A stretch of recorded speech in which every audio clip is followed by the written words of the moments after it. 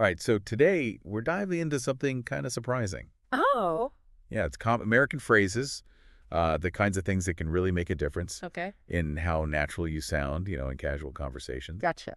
And we're going deep with an episode transcript from The Fluent Life, Okay. which is a podcast all about, well, fluency. Makes sense. And what I found really fascinating is that even if your grammar is perfect, Mm-hmm. you can still sound a bit off Really? if you're not using the right phrases the right way. That's because language is more than just rules, Yeah. isn't it? It's about expressing yourself in a way that resonates with native speakers. It's true. Almost like you're speaking their unspoken language. The podcast uses a great analogy. Oh, yeah. Imagine responding to, "How's it going?" Yeah. with, "I am doing very well, thank you." Oh, gosh. Technically correct, Right. but it might make you sound like you're from another planet. Precisely. You'd be grammatically correct, Yeah, but not very natural. right. So how do we bridge that gap? Yeah, how do we fix that? The Fluent Life points to a handful of key phrases Okay. that can instantly make you sound more like you belong. Let's start with what's up. Okay. We hear it all the time, Yep, but I'm betting there's more to it than meets the eye. absolutely. Right. Think about it. What's up isn't really a question about what you're doing at that exact moment. It's more of a social signal, Okay. a way of acknowledging someone Right. and opening a casual exchange. So if someone says, "What's up?" Yeah, to you, yeah, you don't need to launch into a detailed explanation of your day. not at all. A simple not much, or even a hey, what's up? Right back does the trick. Really? Yeah, it's about that easy back and forth, Yeah. that sense of shared understanding. That makes a lot of sense. Yeah. It's almost like a verbal handshake, right? Exactly. It's fascinating how these seemingly small phrases I know, right? carry so much social weight. Okay, what about "no worries"? I use this one all the time. But I've never really thought about why it works so well. It's incredibly versatile, isn't it? Yeah, it is. You can use it to brush off a minor mishap. Like if you bump into someone? Exactly. Reassure someone. Okay. Or simply acknowledge an apology without making a big deal out of it. So like if someone bumps into you Yeah. and says, "Sorry." A quick no worries puts everyone at ease. So it's more than just saying, "It's okay." It is. It's about creating a relaxed, informal atmosphere. Exactly. Okay. It sends the message that you're not bothered, Right. that everything's cool. Gotcha. And that can be incredibly powerful in casual interactions. Now here's one that might trip people up. Hmm. "I'm good." Okay. As a response to, "How are you?" Yeah. Why do we say "I'm good" Right. instead of "I'm well," Yeah. which might be grammatically more accurate? Because language isn't always about strict grammatical rules. I'm good. It just feels more natural and casual American English. It's like slipping right. into comfortable clothes after a long day. It just fits. So it's more about how it sounds Yes. than perfect grammar. Absolutely. Okay. It's about matching the tone of the conversation Right. and connecting with people on their level. This is making me rethink the way I approach language. Okay. What about "you're good"? Okay. The podcast mentions it's handy for situations involving apologies or permission seeking. It's all about reassurance. Yeah. If someone is apologizing profusely for something minor, Right. a simple "you're good" lets them know you're not holding it against them. I see. It's like saying, hey, no problem, we're all human. I can see how that would instantly put someone at ease. For sure. It's much more casual and friendly than a formal, "That's quite all right." Precisely. Right. It injects a bit of warmth and informality into the interaction. Gotcha. And that's what makes these phrases so effective. Yeah. They help you build rapport and sound more approachable.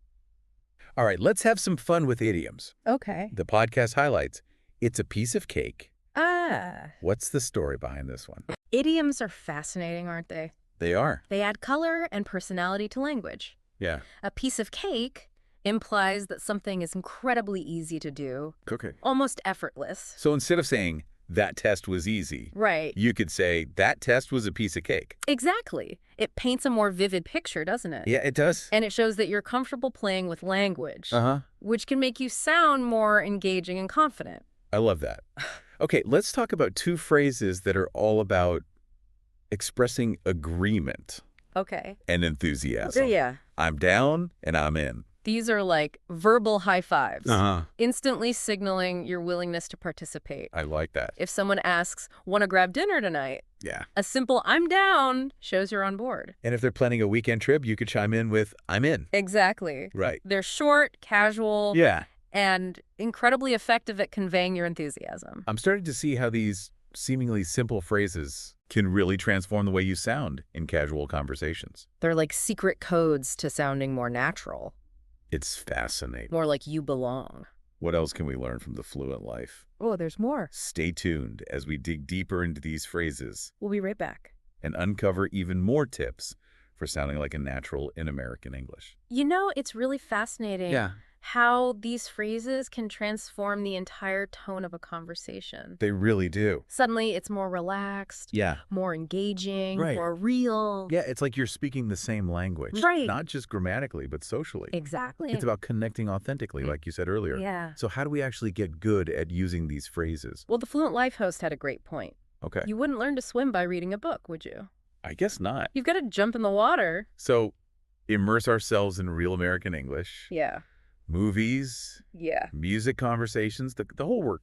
Exactly. And pay attention to how those phrases are used in different contexts. Yeah. You'll start to pick up on the nuances, Right. the subtle variations that make all the difference. It's like anything else, the more you practice, the better you get. Absolutely. But where do you even begin? Start small. Okay. Don't try to cram all these phrases into your next conversation. Right. Pick one or two that resonate with you Okay. and practice using them until they feel comfortable. So like learning a new dance move. Right. Break it down, master the steps, and before you know it, you're flowing effortlessly. Exactly. And here's a crucial point that often gets overlooked. Oh. Don't be afraid to make mistakes. Oh, that's right. In fact, mistakes are how we learn best. It's true. Even native speakers make mistakes sometimes. That's a good reminder. Yeah. It's easy to get caught up in trying to be perfect, Yeah. but it's the mistakes that help us grow. Absolutely. The Fluent Life episode also touched on something I think is really important. Okay, what's that? The cultural context of these Sure. phrases. You Oh, can't yeah. just memorize a list and expect it to work Yeah. everywhere, right? Right. Think of language like a chameleon. Oh, okay. It adapts to its surroundings. That makes sense. A phrase that's considered casual in one setting Yeah. might be completely inappropriate in another. So you have to be aware of your audience Yes. and the situation. And that's where observation and active listening come into play. Okay. Paying attention to how people use language in different contexts is key. So it's about more than just memorizing phrases. It is. It's about developing a deeper understanding Yes. of how language is used in real-life situations. It's about becoming a fluent communicator, Yeah. not just a fluent speaker. That's a great distinction. Yeah. But how does that actually work in practice? We'll be back in a moment to unpack that and share some final thoughts on mastering casual American English. Welcome back to our deep dive into the world of casual American English. It's been quite a journey. It has. I'm feeling more confident already. That's great to hear. Yeah. You know, who knew these seemingly simple phrases Yeah. could have such a profound impact on how we connect with others? It's all about those subtle nuances, Yeah. the unspoken rules of casual conversation. Right. So before we wrap up, let's recap what we've learned. Sounds good. We started by debunking the myth Okay. that perfect grammar equals perfect fluency, That's right. right? It's about using language that feels natural and authentic, like you're part of the conversation, Yeah. not just a textbook. We explored key phrases like, what's up? Right. No worries. Well, I'm good. Phrases that can instantly make you sound more relaxed and approachable. Yeah. And we talk about the importance of practice, Right. immersion, and embracing mistakes as valuable learning opportunities. Absolutely. But perhaps the most insightful takeaway is that fluency goes beyond simply memorizing phrases. I think so too. Yeah, you have to be aware of the cultural context, Yes. the social cues, the unspoken rules that govern casual conversation. It's like learning a new dance, not just the steps, but the rhythm and the feeling. Exactly. And that takes time, observation, and a willingness to step outside your comfort zone. For sure. So before we say goodbye, I want to leave you with a challenge. Okay. As you continue your language journey, think about how you can develop that sensitivity to the subtle shifts in language. That's a great point. How can you become a more observant listener, Mm-hmm. a more adaptable communicator? It's a lifelong pursuit. Yeah. And it's one that will enrich not just your language skills, Right. but your understanding of human connection. That's it for our deep dive into casual American English. Hope you enjoyed it. We hope you've enjoyed the conversation and feel inspired to put these insights into practice. Yeah. Remember, fluency is a journey, not a destination. So true. So keep exploring, keep experimenting, And most importantly, keep talking.